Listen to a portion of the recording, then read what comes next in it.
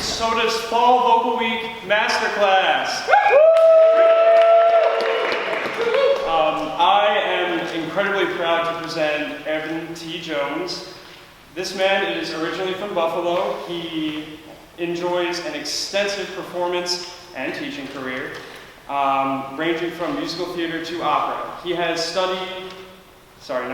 studied at Florida State University, but has performed with such companies as Opera Memphis, the Berkshire Opera Company, and Opera Naples. He has also served as the district director for the Metropolitan Opera National Council auditions, which is a very, very, very, very, very exclusive club to be on.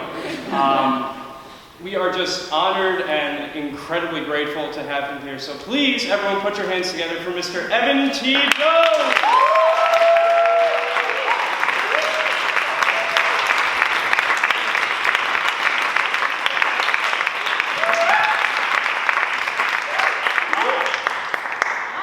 Good to be here. What happened to the beautiful, moderate fall weather in upstate New York? I got off that plane and so I'll try not to shiver. I have hot coffee over there. Thank you so much. First of all, to my very dear friend, Dr. Haas, or as she still is in my phone, Angela Vilke, as I saw calling today, who I've known for a very long time, maybe longer than we want to say. I think our first roles together were Fledermaus, is that correct? You were Orlovsky, yes. And I was Stalka, back in like Metsui days. So I'm so thrilled to be here to see her. I would also like to thank the Student Opera Theater Association for hosting me tonight, and this energy is fantastic. I love when, first of all, student-run organizations are awesome when you guys start to learn the ins and outs already of this entire business. Kind of seeing it in all of these different ways, even this early on, is super helpful, because as we go into the rest of this century, our careers need to be diversified. So it's really awesome that you guys are seeing that this soon and that you have this kind of energy, because we need it. We need more good, youthful energy. I'm also really happy to be here because I am from Buffalo, New York, just up the road. Go Bills. And in many ways, while I did not get to attend Fredonia, in many ways it's kind of like my home music school. Growing up, a lot of my teachers came from Fredonia. I was very fortunate, having been born in Buffalo, to grow up in the Williamsville School District. You guys know that school district at all? My parents, who are here, Tom and Jennifer, moved us into that school district, and actually I appreciate it probably more now than I did at the time, having been in school districts across the country, how excellent music is, and a lot of that has to do with this school right here. The fact that the excellence that comes out of this school kind of filters throughout the state in many ways. And so I really have come to appreciate Fredonia itself even more. Also, a lot of your colleagues are out there doing really amazing things. People who have come before you, even in these seats. One, Ray Sinead, you know that name? Yes. Is a good friend of mine that we actually also met at Florida State, just became one of Opera News' rising stars. And Margaret Flanagan, everyone know Margaret Flanagan? She's with us down at FSU. She is absolutely destroying it. She sounds fantastic. We were actually in Don Giovanni together last year, and she is doing amazing. She's actually going to be singing for Renee Fleming when she comes to Tallahassee in a month, so she gets to do that really cool thing. And then also another reason why Fredonia means a lot is my Uncle Bud is sitting over here, who was a Fredonia music major, and actually one of the first real musician and musical influences in my life, and talked about this place and still does, about how wonderful and awesome it is. So in many ways, it's really cool to be here for that as well. He has a beautiful voice, but for some reason, he majored in low brass. I don't know why. I didn't have time for that. I just took the voice stuff. But anyway, I'd like to thank you all for having me here. It's super exciting, both tonight, some of the stuff we'll do tomorrow, and then to get to sing on this beautiful hall you guys have on Sunday. I hope to see you there as well. So tonight, to be completely truthful, I don't love the term masterclass. If I had my way, we'd probably call this a workshop. Sometimes inherent in the term masterclass means that this person's a master. I am not.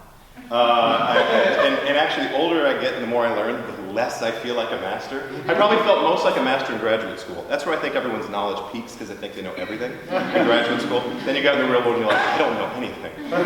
So to me, the kind of whole format of this, I'd like to keep it rather casual. I would like to involve you guys a little bit. It's not going to be me telling stories about people I know and life on the stage. It really is going to be about ideas to help the people who are up here, but also hopefully to help you guys. I do speak really fast, and I talk a lot, so I'm trying to be very brief. But I hope that because we're up here in my home area, you guys are used to speaking fast. Southerners not so much, they don't like so today's kind of spin is going to be a little bit more about audition. And so what we're going to do is each person that's going to come, they're going to sing, perform, we'll all clap for them because they will be fantastic. And then we're going to talk a little bit about this piece, this choice of piece, and what it is going to be used for in terms of auditions and how we can make it better. We will certainly address some vocal stuff. But it is not my job to change anything. The voice instruction here is fantastic. We may talk about things that are more long-term, but more it's going to be geared towards what you can do in an audition or to prepare for an audition. So each person's going to sing. We're going to talk a little bit about what type of audition they may be using that piece for, and then hopefully this will bring up some questions that we can deal with at the end that may be more individual to you or broad to the group. So are we ready? Who's first? Yeah. Come on!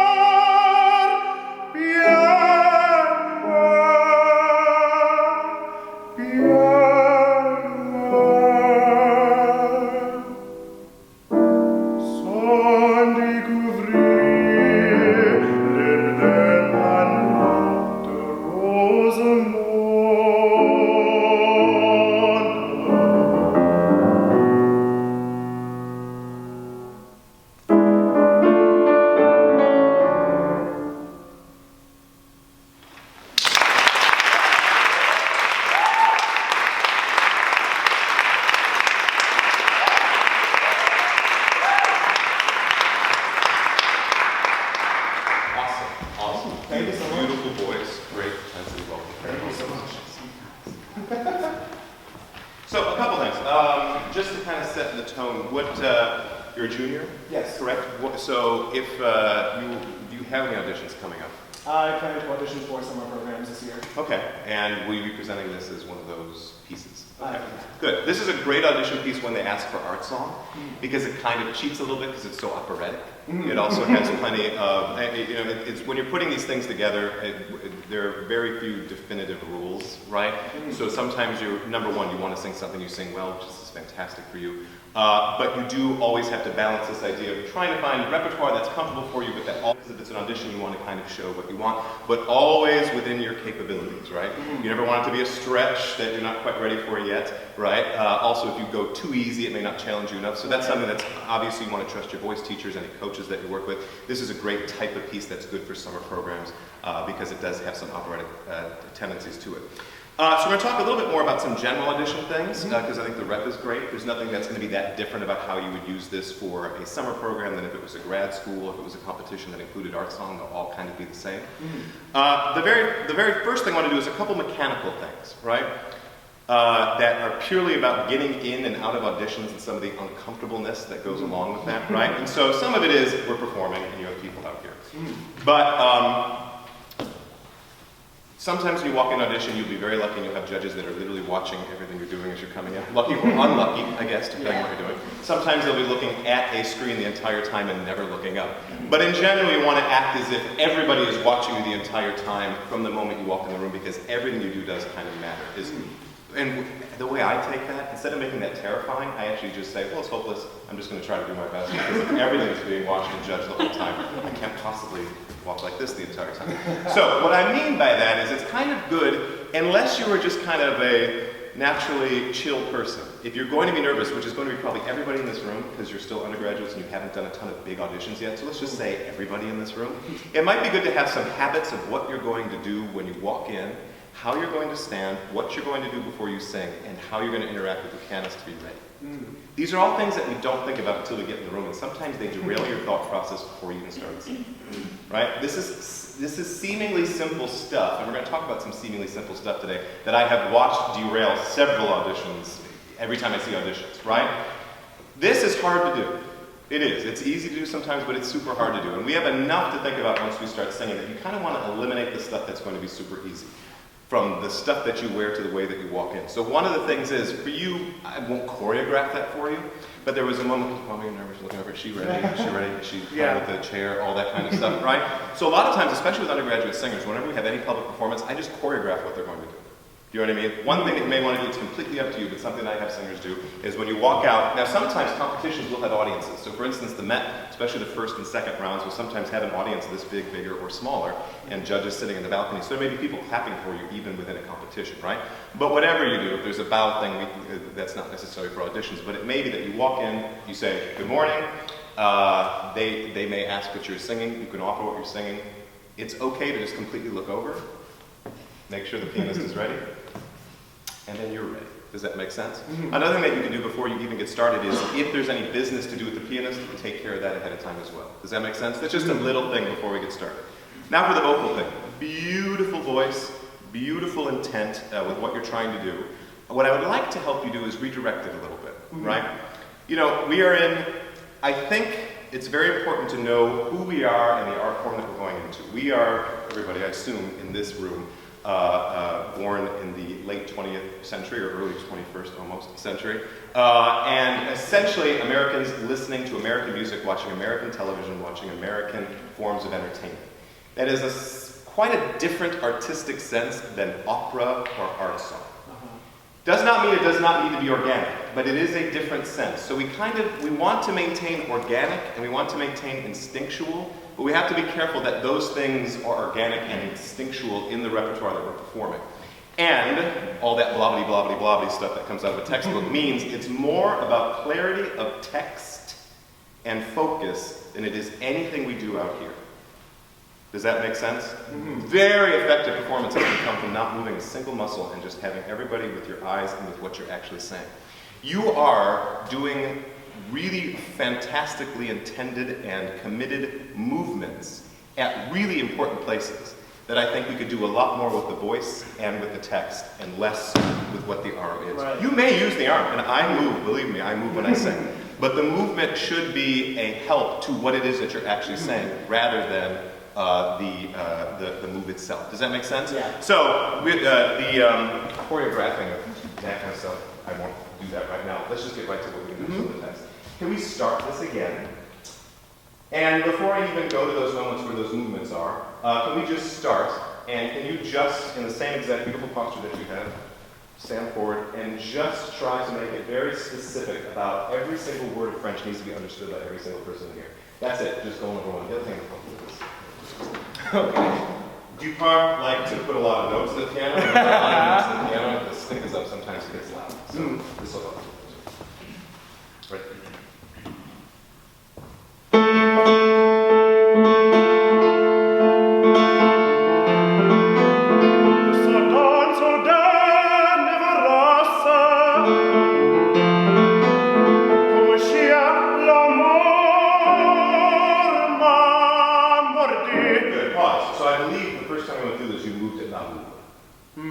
Why would you move it, not move it? That's love. Yeah, love is a super important word, right? It's a super important thing. Love. And we sing about love. We sing about love, death, and big emotions, right? So you're right, and I think Dupart thinks it's important too. L'amour from autumn, right? So can you say just that line as if you were declaring it as if it's a line of text in a play? So you're doing very good, all right? So you have to learn text for that. Say that very good, all of a sudden it's French, and Camille has to say this now. So say that to the audience. Comment cher l'amour m'a dû. Good. Yeah, sure. So, l'amour. L'amour. Good again. L'amour. Good. You see how engaged his face is already, right? Let's not talk at all about any vocal thing or even vowel adjustment for right now, which maybe, because the first time you said l'amour, which might be because you were singing it on the net. Can you just try to sing a nice pure ooh? L'amour m'a mordu. Just stand there with that same intent. Say it one more time. L'amour mordu. Good. Right up the measure. Can you do it from there? Comment cher l'amour m'a mordu. Good. Better. That's already much better. We'll give it one more thing. Can you, I know you're not singing to someone specific in this moment, but can you make this specific somewhere on that back wall? There's actually, look at someone back there, as long as it's not your voice teacher. Never look at your voice teacher when you're singing. That's rule number one. So, whoever's not your voice teacher back there, can you look at them and it's almost a little bite to it. There's a little bite to the song. Yeah. Love. Yeah, like a dog. Say that to me that way. Like a dog bit you? Sure. Say it to me. That's the little translation. Exactly. Like a dog bit me. L'amour, right? Say it. L'amour m'a mordu. Good again. L'amour to me. L'amour m'a To your mordu. special person in the background, can you start right? Actually, so you have that right here. Comment cher. Sorry, that's my. We're going to start the piece. Okay. I added on an intent, especially on l'amour, to some specific non-voice teacher person in the background. Not a voice teacher at all? Not well. Actually, let's just say, don't ever look at a voice teacher also. That should be master class done. Don't ever look at a voice teacher also. Including me.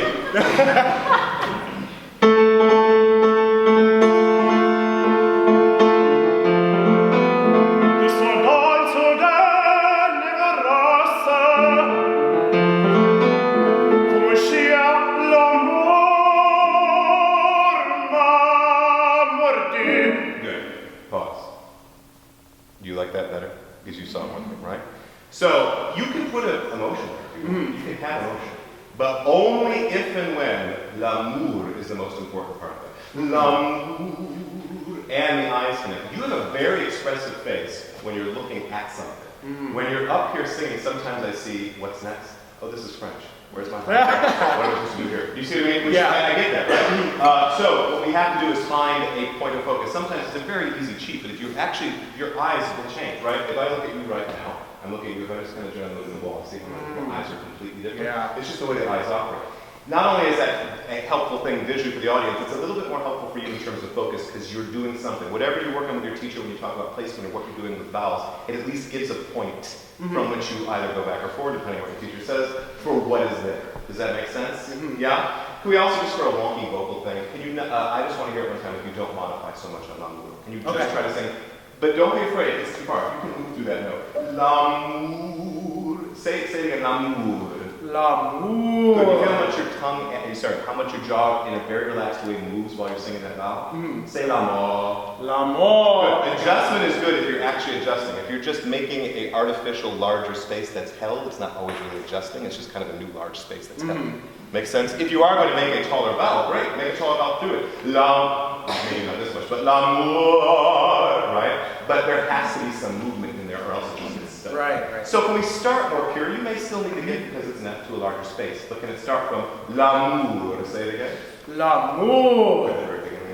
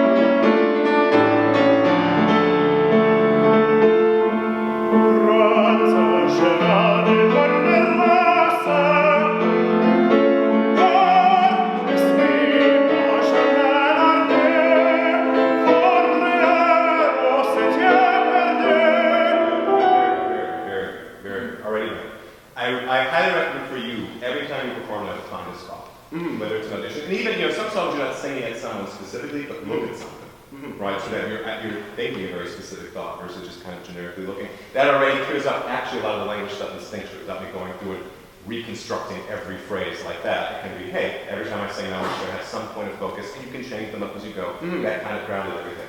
Another big picture thing, in French, but this goes back to who we are. We have grown up with an incredibly non-legato language and a very non-legato musical form that we've grown up with. Just know right now, especially as a young person, you can probably never be too legato. Now, that's as long as you're giving us the real words. And obviously, that's too legato. But if you're giving us the actual text, that can never happen. It rarely will you be told, wow, that's too much. Like, Pavarotti adding in too many shadow vowels, maybe that's too much good legato. Maybe, but even then, who might have criticized it? Sounds great. But what I'm talking about is this idea that we want to and especially in French, because French does not have the same syllabic stress that like Italian, that's certainly not what we have. So there should always be, just the way I said l'amour, that certainly will happen, fondrirait, sentier, car, si, la, right? There's always this movement forward. And so especially to put the expressivity sometimes also in the line instead of each individual word. Does that make sense? Yeah. That's the only other thing I really want to try to do for you because you're singing so well, you have a natural, nice performing characteristic there. I just kind of want to focus it. The last thing is I think because there's this beautiful horn that it just wants to smack a little bit too much, mostly because you're still a younger student and are used to speaking English in America, right? That you just want to work on an idea that each, and you talk especially these composers that write in a slightly more operatic style, while it's a little bit bigger, sometimes it's a little bit easier to do that because they were often listening to opera or hearing operatic singing in this. Strauss is another example, these big florid lines, right? So especially a piece like this, it's kind of like get on the train track. Just make sure that from the moment you take that breath to the moment you take the next breath, you are just trying to make sound through this beautiful language. Can we just, we can't do that for the whole piece in this amount of time, but can we model that in some of these sections where this kind of comes up? Yes. I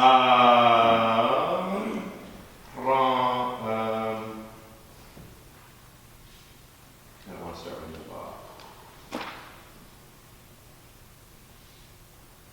actually, the plus long.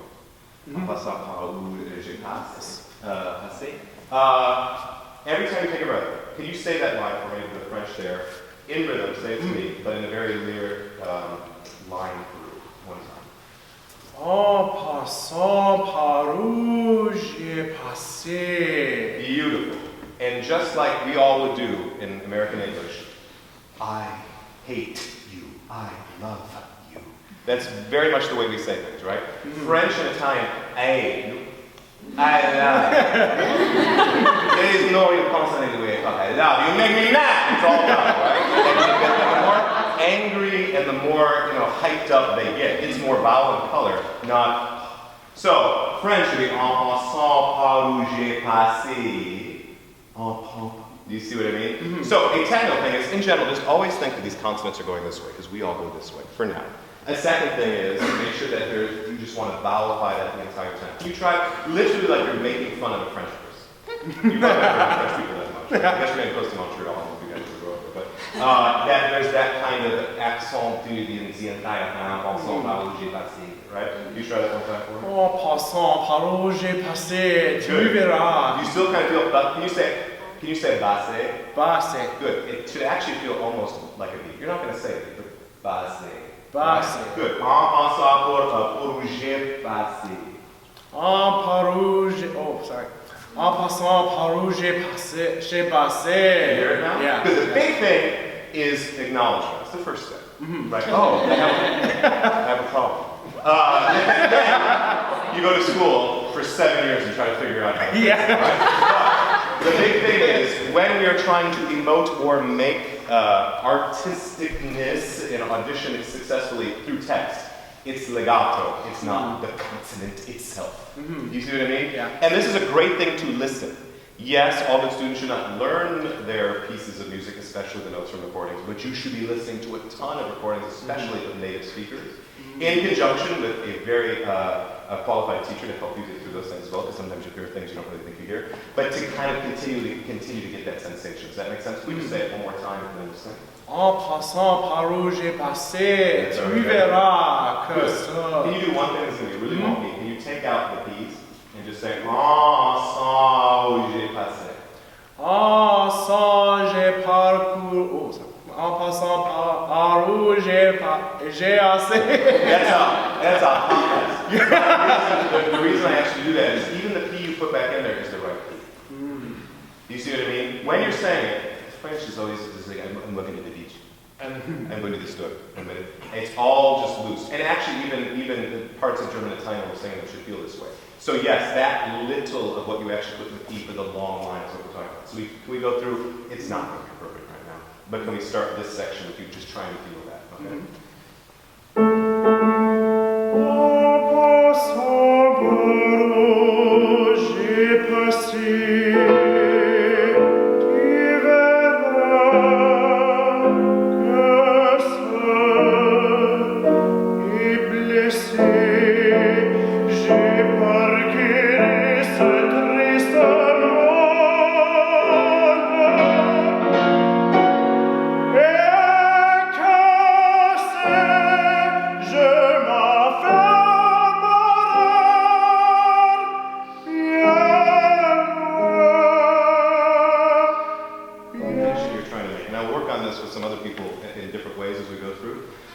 And so find that point of focus, move all you want, but it has to be, at least for you, it has to be a movement that is also connected to the way I'm saying something, versus it has to be a movement that's always connected to the way I'm saying something.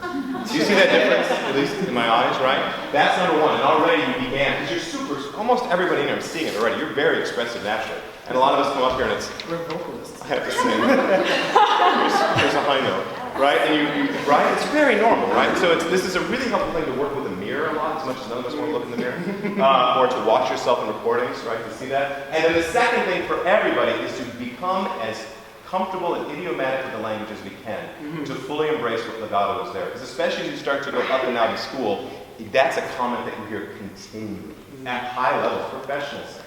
Right? Legato, legato, legato. And as a younger singer coming up, I was always like, what are they talking about?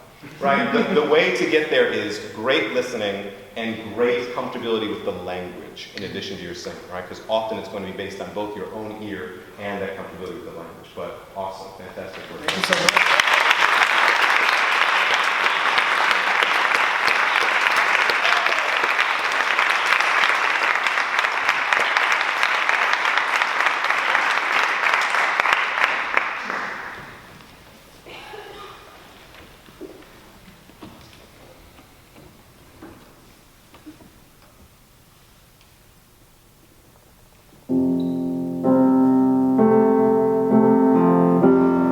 When he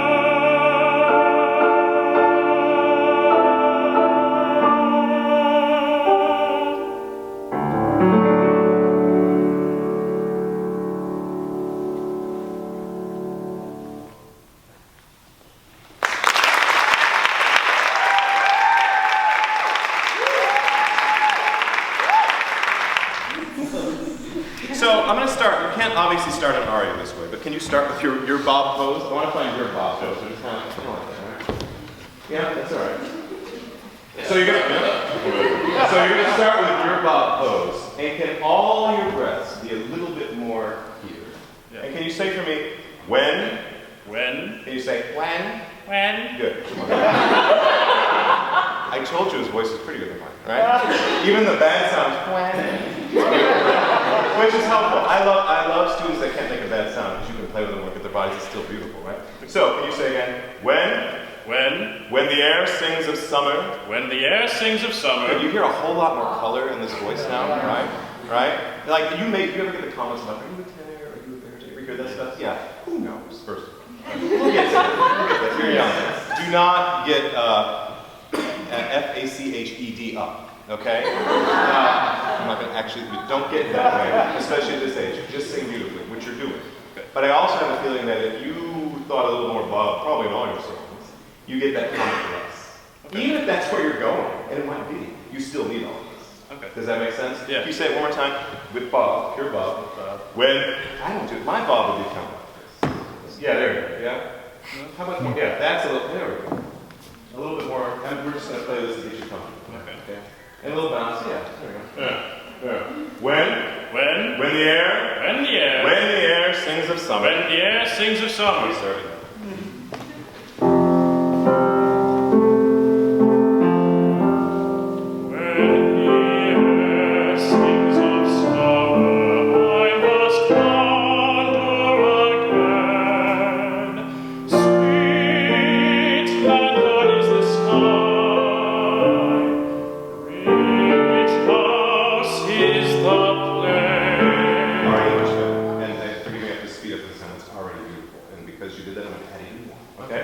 Can you say for me again, and put face then, in your ball way, when the air sings of summer? When the air sings of summer. Listen to him again, but watch his face very closely when he does that. Do it again. When the air sings of summer. Say it. Watch his face, please. When the air sings of summer.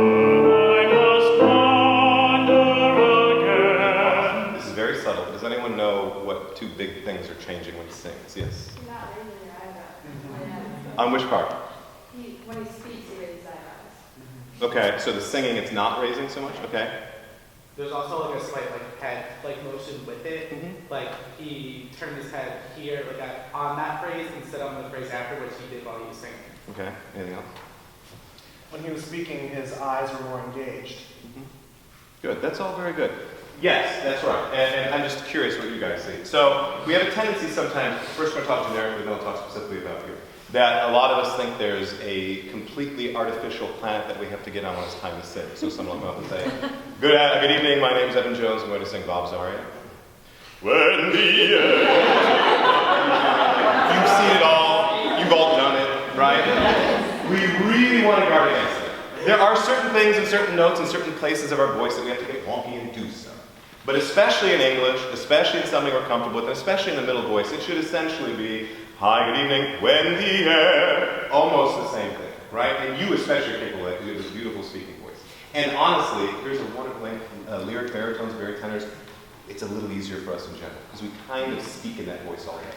It's much harder for women that have to go up in the head voice. We still want that, but you guys have that extra, oh yeah, on top of it, right? So, that's one thing, but a little thing I'm going to just play with. Can you say the text again? I'm going to plug your nose. Forgive me. Am I allowed to touch? Can I touch your nose? That's right. Can you say the text? When the air sings of summer, I must wander again. Can you say it when you plug your nose? When the air sings of summer, I must wander again. Can you try to get nice and full and open? When the air sings of summer, I must wander again. You trying to sing it when you're doing this? I'm sorry. Sure. It's going to be. When the air sings of summer.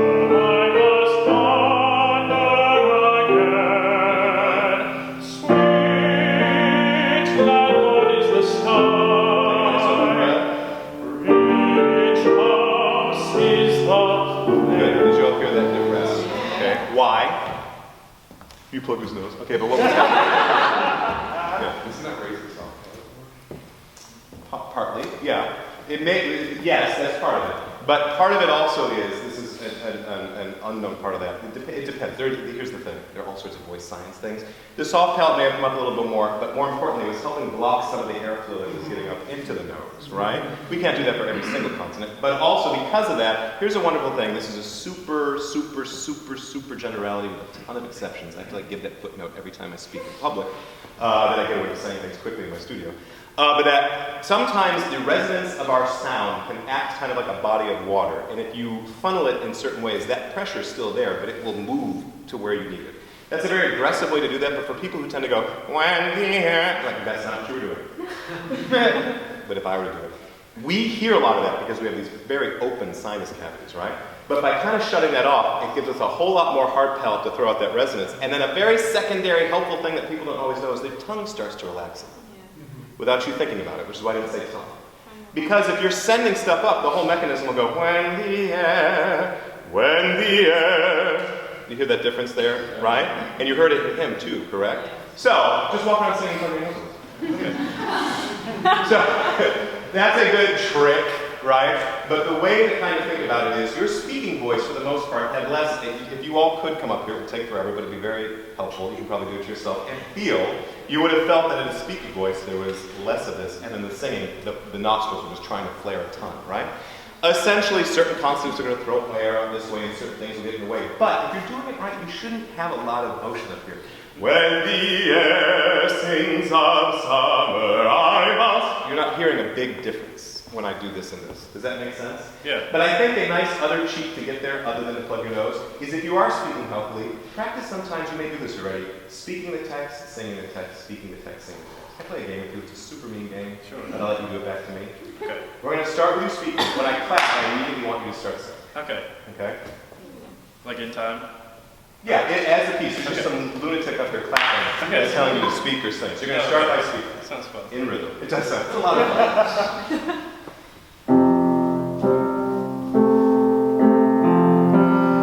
When the air sings of summer, I must wander again. Sweet landlord is the sky, which house is the plain. And to live is to wander through the sun and the rain. When the air sings of summer, I must wander again. Do you see that main point? That's a little, and you, because when I do that sometimes with my students, they get all caught up, and then I have to finish it when they play me back, and you should kind of just nail it, which is good. That was awesome. Yeah.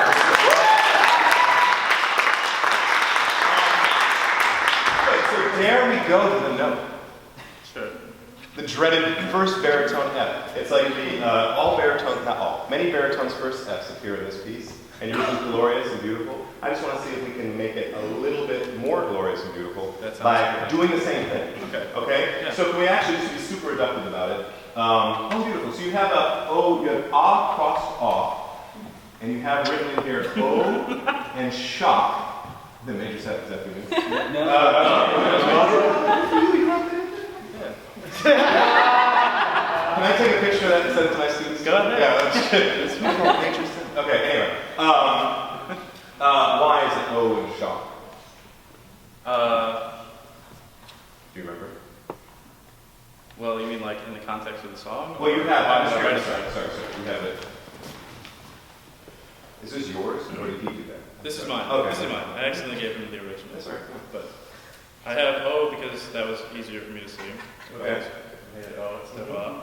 And then shock because that's the emotion that I wanted. Oh, the emotion. That's not Yeah. the word. Okay, that's not. Well, no, like the, Shock. Okay. Just really quickly. Why is he saying an F there and saying, the sharp joy of freedom? It's what he's yearning for. Like he's really just. Yes, stop. What's he yearning for? Other girls. Where is that feeling in your body? Down here. Where is shock?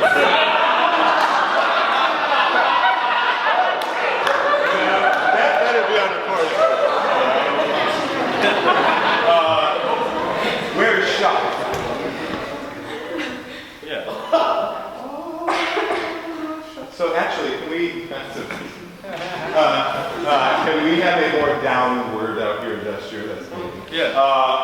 you say to me one time, is sweetened with age. We'll talk about developing in a second. Can you just say, ah, the sharp joy of freedom. Do the is sweetened with age. Say just sweetened with age first. Look at the audience. Is sweetened with age. Oh, hold on. What? Is sweetened. Is sweetened with age. Is sweetened with age.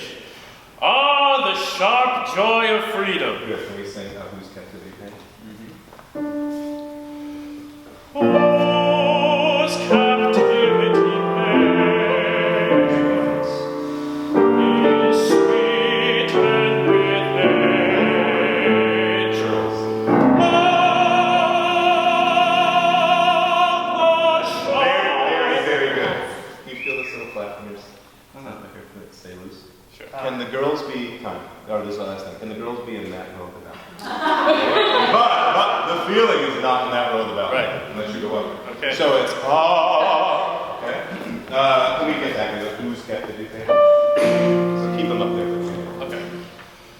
Whose captivity pain is sweetened with age.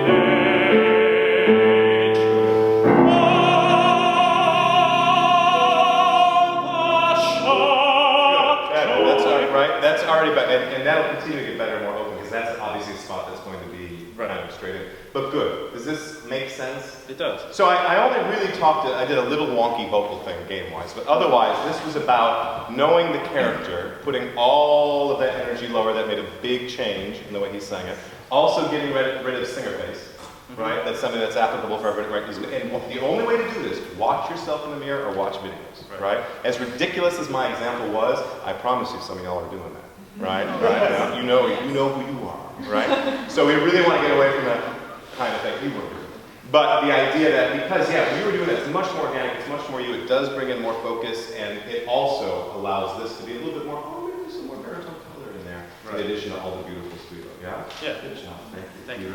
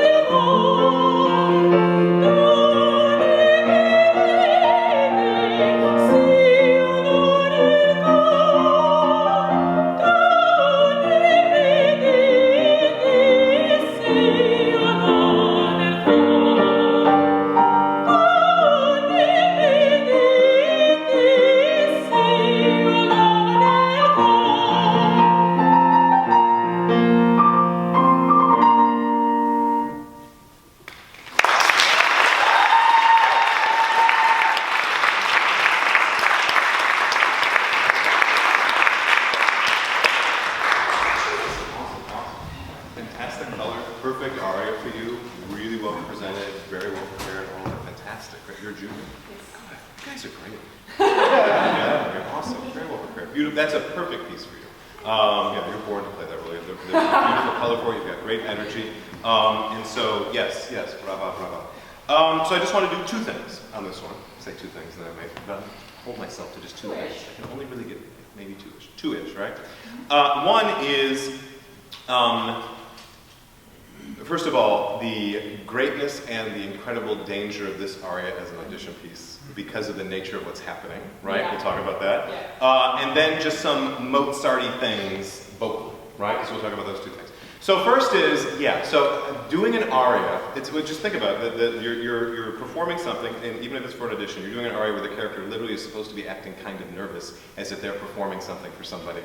That's hard to really pull off, right? No, it really is, if you think about it.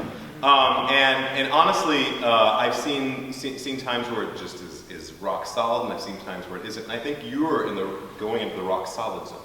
I just want, yes, right, you're getting there. And I just want to help it, help. And actually, some of this is going to apply not just to the beginning, but to the entire thing.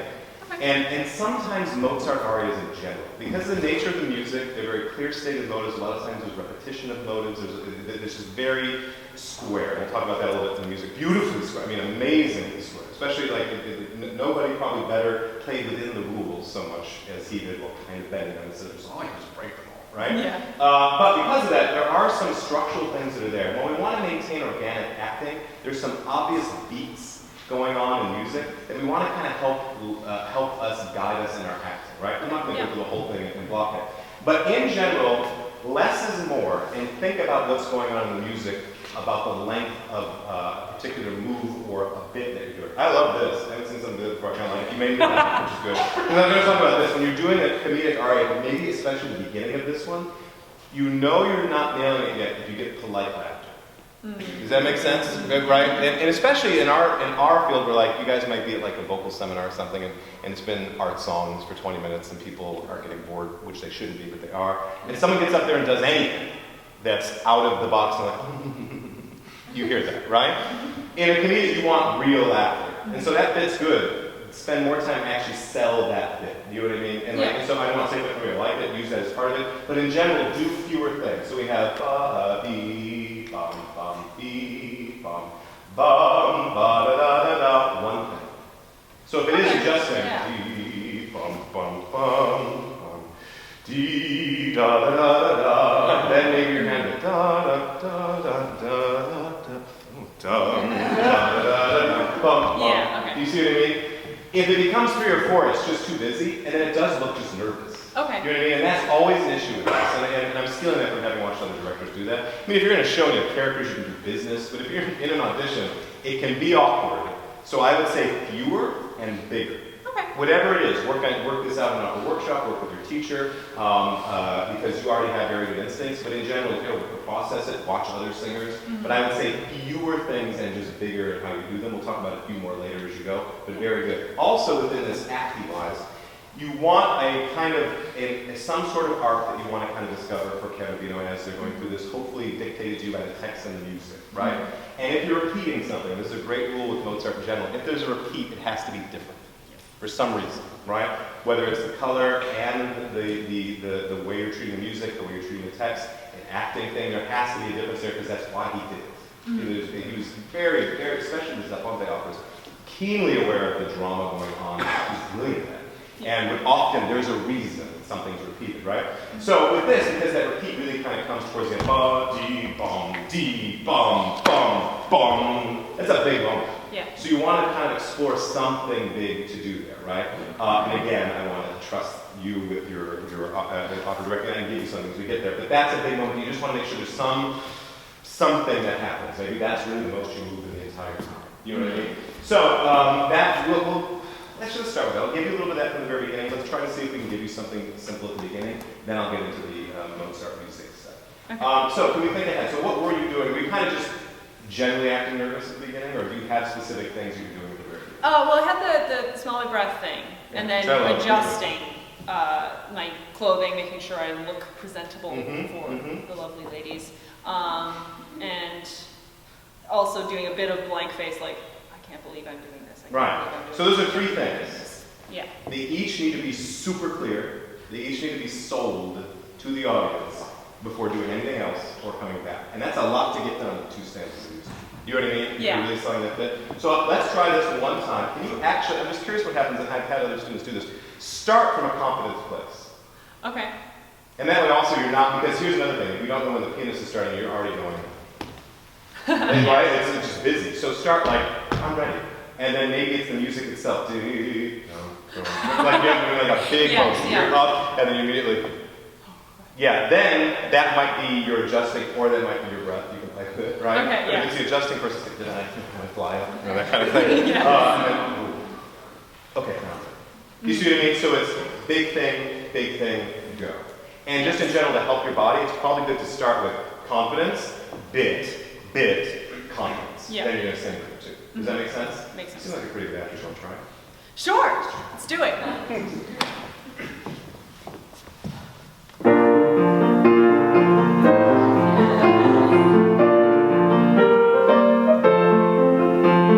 Good. Stop. Very good.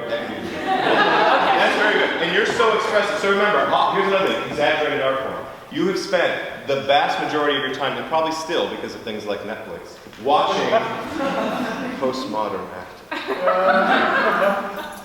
I really feel this right. Do you feel this? I feel this. I'm smoldering. You're smoldering? Right? All of our acting right now is like we're here. Opera is like, go walk out this door. Yeah, You see what I mean? And part of that is the just general sense that you will bet. Actually, this is a fairly big space. Even for this space, you're going to need a lot more, but opera houses are very large. Yeah. It also helps your body. Opera is a big thing, period. So while the acting visually has to reach over an orchestra, and the sound also, just your body to be able to make all these sounds needs to be more engaged. So anything you do with a good guide to help you to make sure it's not hamming it up or anything like that, I'm someone that always needs someone to pull me back, it's always a little over what you think. It's going to be slower and bigger than what you were normally going to do. Does that make sense? So if it's nerves, it's not this, it's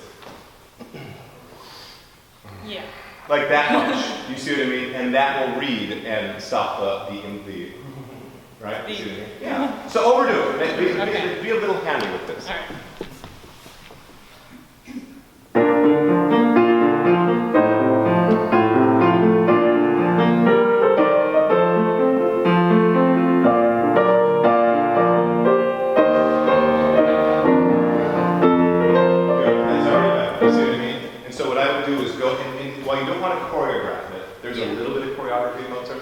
So just think as you're playing with that, and it'll get easier and easier the more you do it.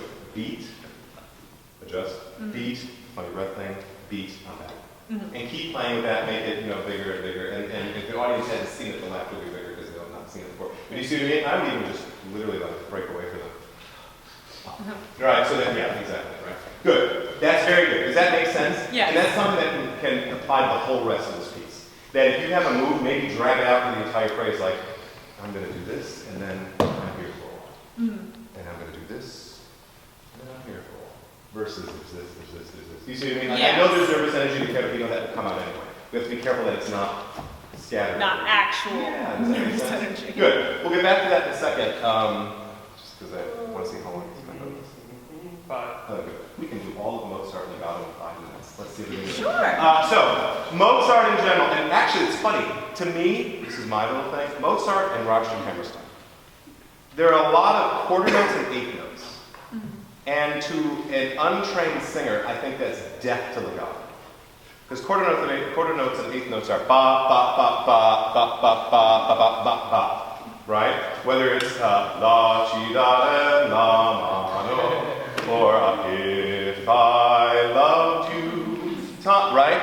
And I think that's also why we hear them done poorly, because they're actually kind of easy to learn, but really difficult the same way.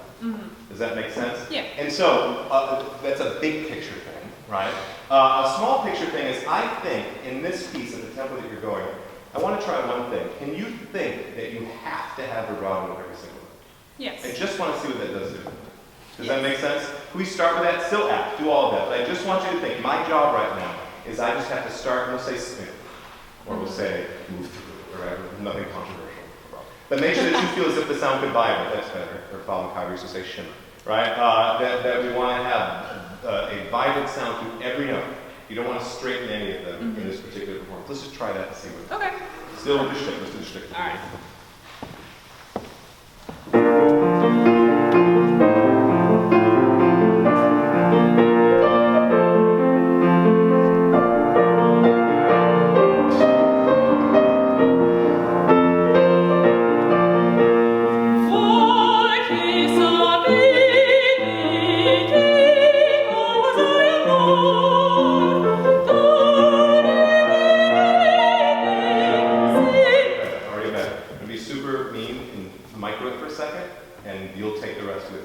Yes. We go back. Que sa is not like it. Boy, que sa he. You just sing boy que sa he. Yes. And your job too. But remember, artistry is good technique. Make it part of your stance. Boy que sa he. Feel that there's vibrancy in every sound. Okay. No, just from right foot. Can we do it right from both? Yeah. Or the two before. Sure. Okay.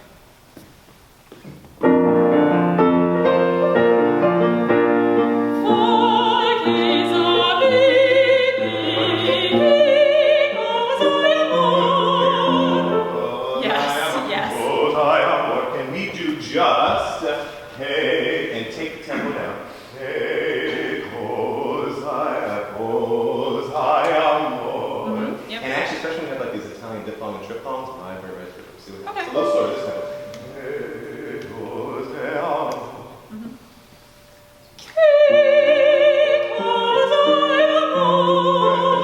Slower, yeah, right. Yeah, It's going slower. Okay, and there's no sorry. We don't know why I'm making her do that. It's becoming much more legato now. Legato, yes. Anything else? What about intonation? Yeah, it keeps the pitches right. Right. Yeah. What about support? Right? Vibrato, vibrato. The point is to be super generic about it. If you're singing any piece of music when it gets faster like this, the sounds probably will not vibrate if they're super quick notes because you don't have time, but that should be the reason. Unless you're a super great singer with great technique and you're trying to thin out the vibrato or slash straighten-ish, you don't want to say straighten-ish a tone for effect. But the tone should not be straight just because that's how you currently sing. Does that make sense? Because it usually means it's not really supported. Yeah. And one of the quickest and most energy efficient ways to do this is just slow that thing down, work with the metronome. Slow it down as really, oh, that's where I'm not doing it. Oh, that's where I'm not doing it. And then as you speed it back up, your body will be trained. Hey, oh, hey, amor. And that, to me, my friends, is why Mozart's actually really hard. Because that's not super easy to do. She just did it beautifully, but that's actually hard to do in that section. It's also sometimes hard when it's bum, bum, bum, bum, right? Yeah. But your ability to do that does make it more legato and it keeps you supported. And actually makes Mozart a lot harder body-wise, but much more satisfying to sing. Because then it's much more, and that's also great Carabino energy. Does that make sense? Yeah. So if we just do this before I leave it, we're just going to let you go for a while on this, going a little slower, not a ton slower. Take extra breaths as you need. Don't try to keep your own. You don't want these breaths. And just see what it feels like, especially when you do some of these, especially when we get there, right? And then this one. I just want to get to a little note chord. Right? No? So it's the same two bars before you. Yep.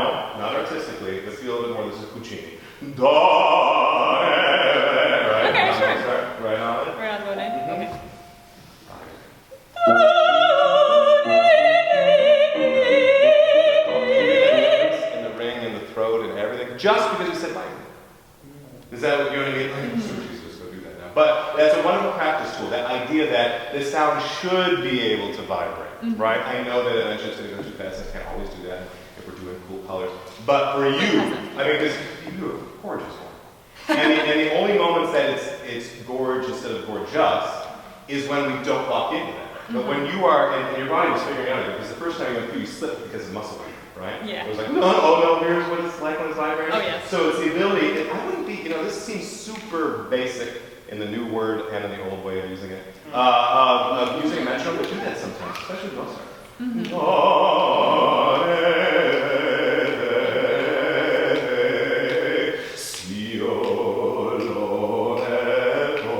Because, believe it or not, the faster tempo changes nothing about the technique. But we do because we often sing the piece instead of what our technique is, right? Yeah. And for you, because I think it's more power, it's so good. I think you do that, that kind of just makes the song like, you know what I mean? No extra tricks, nothing about where the F's are or where the passaggio sits or any of that stuff. It's just, I gotta vibrate. Is that a problem? We go back and vibrate. And then when you go back, it won't vibrate because you don't have time on all of them. But actually, that do might always vibrate. Does this make sense? Yeah. And then when you go to a coach or a teacher who wants to straighten certain sounds out, that's fine. They're straightening out that vibrant tone. They're not making you pull the back of the tongue up or do anything funky that changes anything. Does that make sense? Yeah. Did you all hear that difference at least, right? The one caution with doing it this way is you just want to ever oversing. Again, always under the guidance of a fantastic voice teacher and or coach to make sure that you're not just going all the time, right? Yeah. But she has a very nice, healthy, well-produced vibrato anyway, so if I just tell her to use that vibrato, she tends to open everything up. Make sense? Good.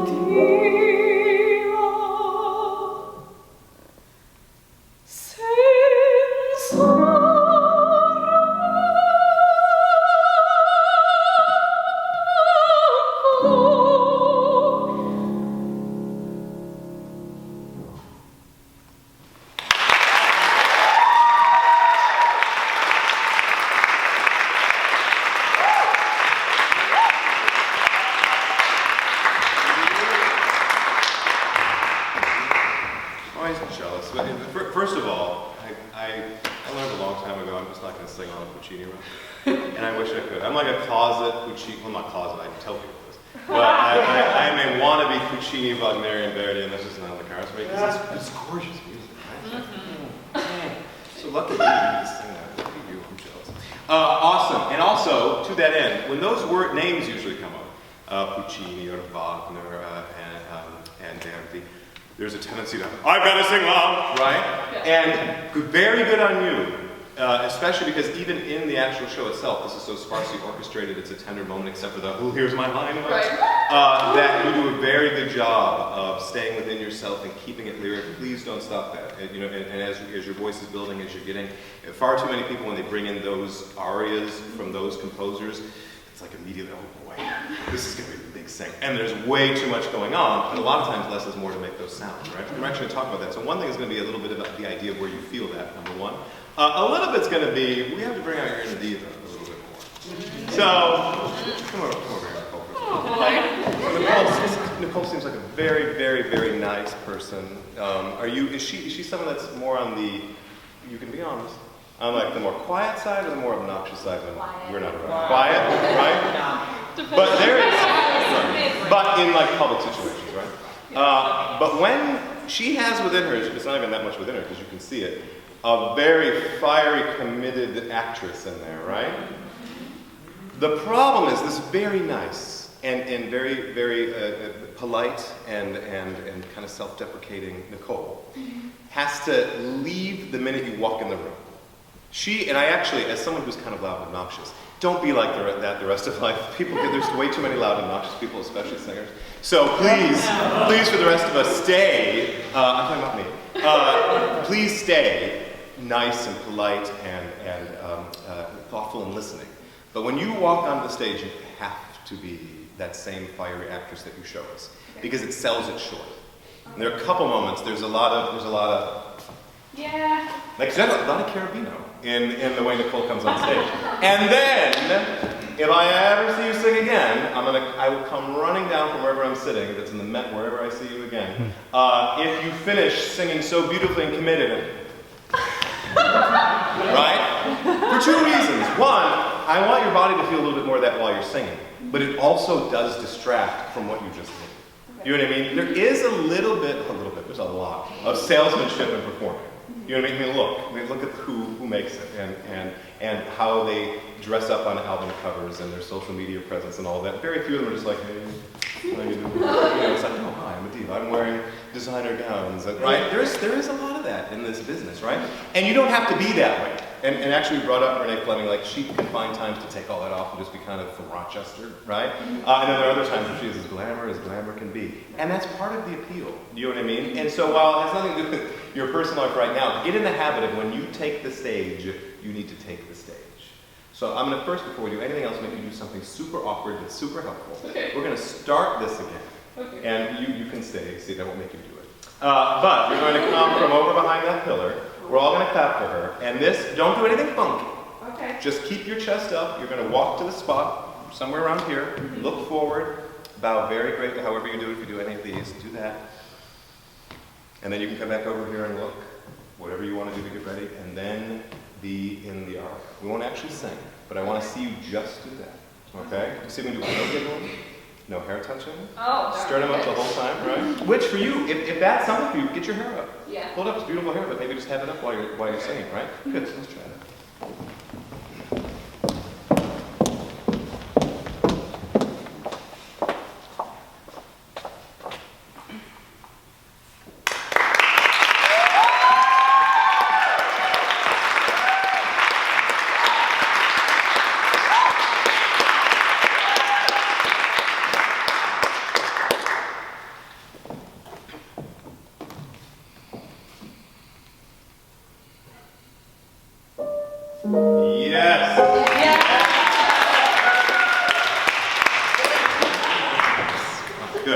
Good.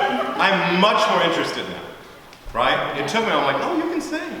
You can walk out like it. You know what I mean? That's important. I mean, I know it is. It seems super fluffy, and a lot of us, as obnoxious as I am, I hate pictures of myself. I hate, like, I have to look like this. I hate that. Like, I literally am dragged, kicking and screaming into that part of this business, but it's part of it. And it's becoming an increasing part of it, right? And so be very mindful of how you present yourself even before you sing. One, because of some of the artifice that goes along with the career, but also because that just was, we were all ready to go. And your posture was even better when you came out and sang. Does that make sense? Yeah, good. Don't ever change that, right? Okay, promise, because we have to move on to other things. Good. So another thing that I kind of want to help you with, to go back to, I think, something that is a big picture. I'm trying to do all things that are applicable to everybody.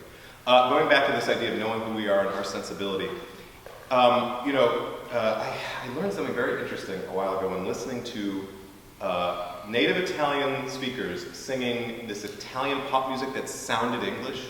It sounds like American pop music, and their Italian was weird. It wasn't normal Italian, it actually sounded almost American. Donde lieta usci, it was very weird, right?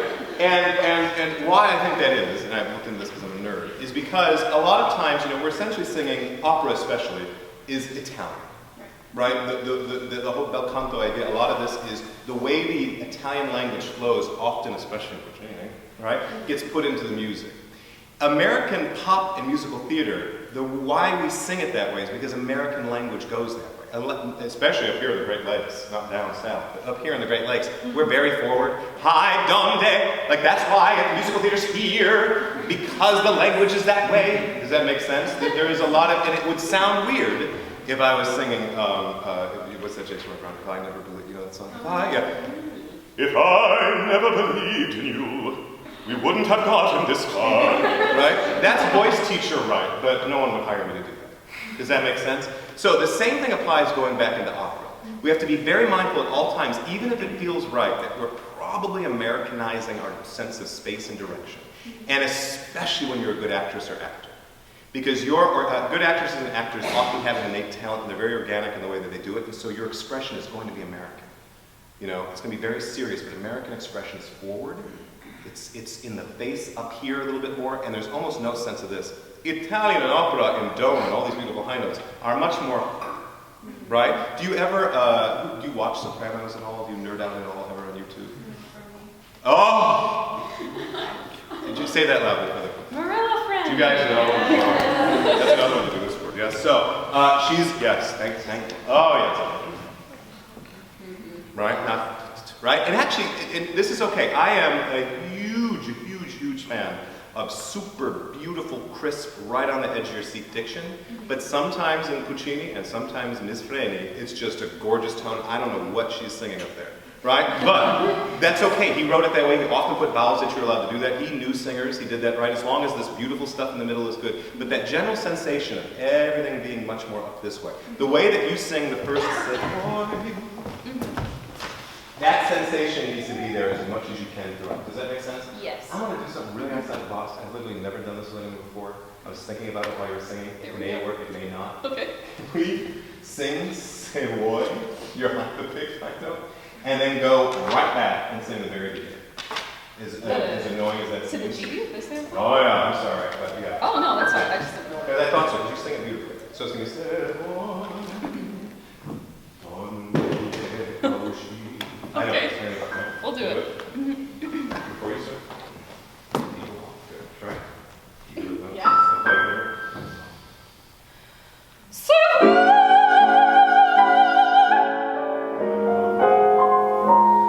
It's all right. Yes, I know. We try to get it because all I want you to do is all that, everything, all the energy you're giving it, your sternum, and all this beautiful coming to the audience. I'm going to make my space back here. I need all of that, even though it's easier on the very first words of the piece. Okay. Say it one more time. Say boy. I mean, sing it. Excuse me.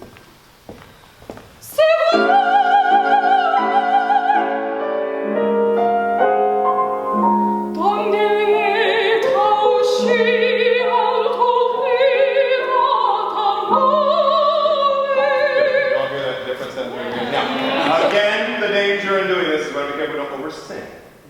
But the sense of energy and body and space that's there on that beautiful G needs to be there at the beginning. Okay. This is another thing that we tend to do as Americans. We equate soft with small.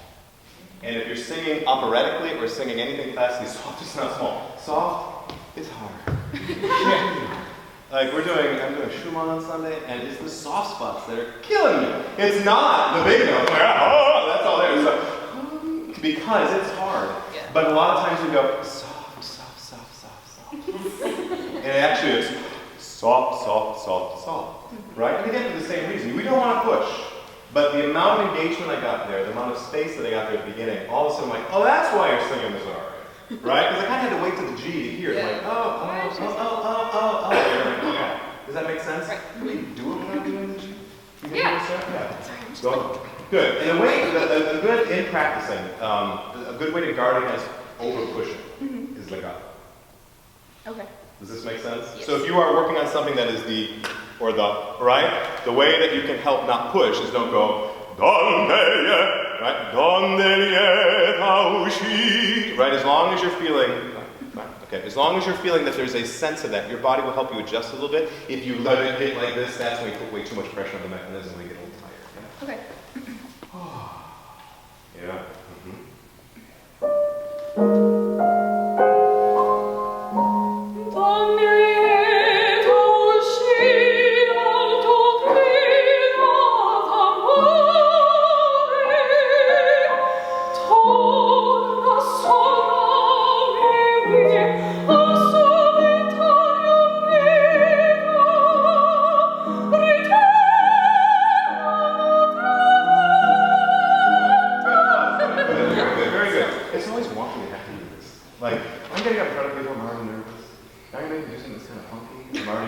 So yeah, you are awesome. Already so much better. The other friend that we have, especially in Puccini, and especially what we're trying to do is we have time. Yeah. Puccini, sometimes you can get seasick listening to Puccini because there's so much right? But when learning how to get up to these notes, essentially remember, we have this wonderfully percussive instrument here that has all of these amazing strings that are stretched out to exactly the right notes. We have two little, really stubborn, sometimes overly tense, very sensitive flaps of muscle and tissue and that make these sounds, right? And just like rubber bands, they gotta make all the sounds by kind of stretching. So if we're going, it's gonna be harder, faster, just like it was with vibrato, right? So it's okay. We don't want to go slow. Again, when you're going slow, don't oversing. But especially when you're trying to get up into some of the top notes, take your time and feel. I know Ms. Wren, nice Wren, does this. Right? Instead of going through this high note. Does that make sense? Yes. Good. So can we, let's just start at the beginning. I actually have a question on that one phrase, or we both take this stance. Sure. What is your question? On the I'm trying to do that all one, but I feel like the more expressive I am, the less air I have. Good. So yeah, my very simple rule of breath is don't be a hero. Okay. Right? Yeah. I don't really know anybody that was hired exclusively because they could get through the longest phrases with the least amount of breaths. I know lots of people who take tons of breaths but sing people. Okay. Makes sense when I say that? So, again, with the guidance of your voice teachers and any coaches that you're working with, you don't want to breathe between words, you want to breathe in a really awkward spot musically nor textually. But especially as you're working through a piece, there is no medal given out for continually trying to stretch something that doesn't feel good. And especially when you're practicing, take a breath there. Okay. Because part of what happens sometimes is we reset the whole mechanism, we've got more gas in the tank, and it's going to help us move forward. Towards the end, it may never be right. And remember, because I have a 3-year-old at home, your vocal folds are often like a stubborn little 3-year-old.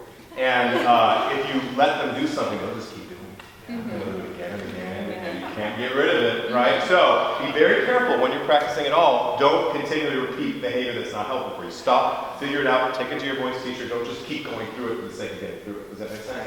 So for now, as you're practicing, why not?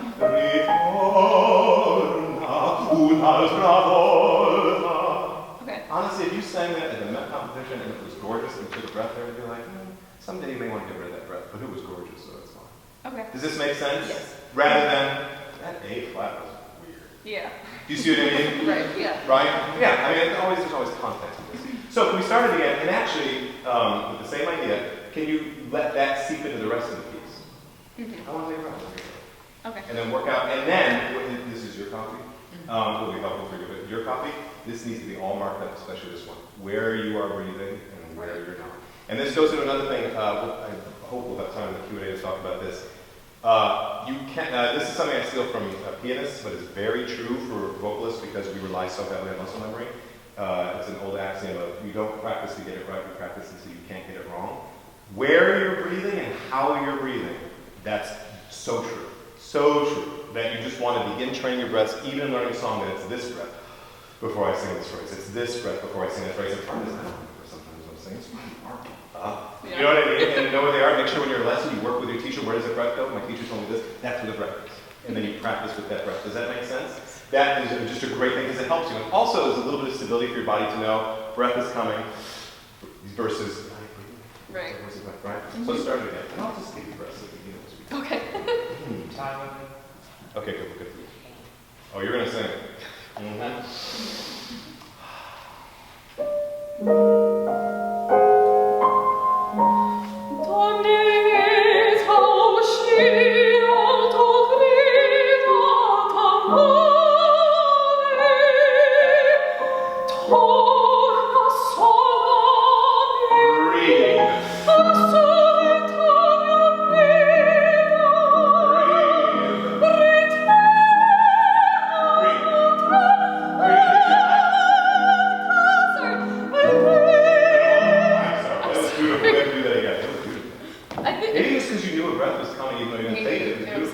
Good, we do that again. I'm sorry, it was beautiful. I shouldn't have stopped you. No. Can we go, torna sola mi. Torna sola mi. Al solitario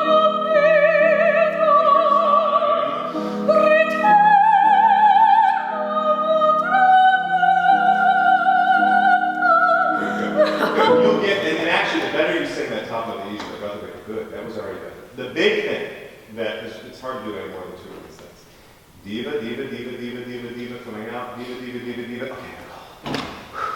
Right? And the minute you walk onto the stage, and you guys hold it to this when you see her sing, the students pull it out, because that alone will get a big shift. The second thing is our friend Miss Rennie, right? And not our friend insert American singer. Not on the song, insert American pop singer, right? So that you feel that. And as long as there's legato there, and you work with your teacher to make sure there's no over pushing, those are 2 big things. If you just did that, that alone is a big improvement, and it sounds fantastic. Good work.